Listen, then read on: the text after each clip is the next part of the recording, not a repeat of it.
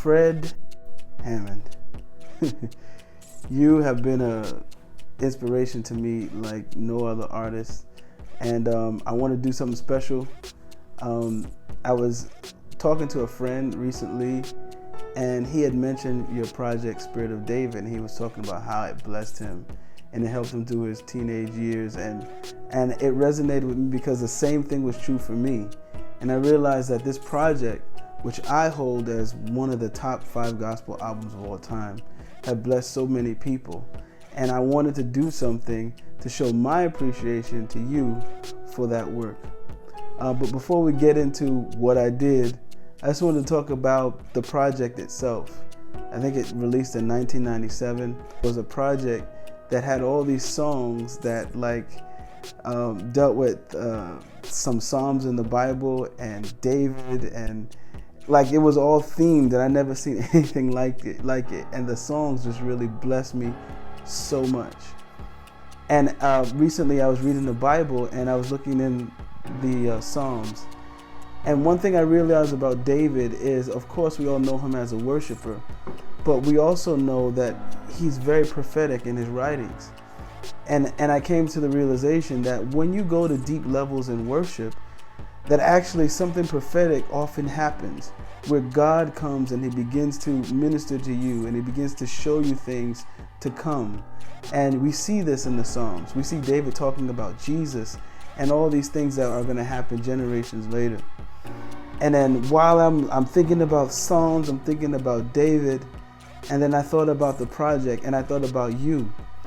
And there was this DVD that I had years ago. It was the Speak Those Things DVD.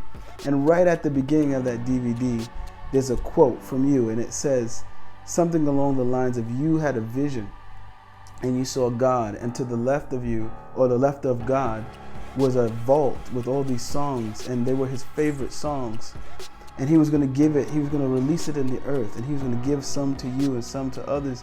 And it was mind-blowing when I saw that. I was like, wow, this is incredible. And I realized that you had tapped into something prophetic. Also, Israel Houghton had visited a church I was ministering at years ago, and he told this story about you. He was saying that it was a time when Blessed was just tearing up churches everywhere, and you were on stage and you were killing it, and he was in the audience. And he said that you looked at him and you told him to come on stage, and you told him that he had next, and you handed him the microphone. And this was a time where Israel, he wasn't the Israel that we know today. And again, I realized, wow, Fred Hammond tapped into something prophetic. And most recently, I was watching you on a live, and you had ministered something that really touched my soul, and it was so encouraging. And I realized that this was the reason why your songs blessed me so much, is that God was using you. And so what I've done is I've taken 4 songs from that project that I love so much, and I made an EP, and I'm calling it The Spirit of David Reimagined.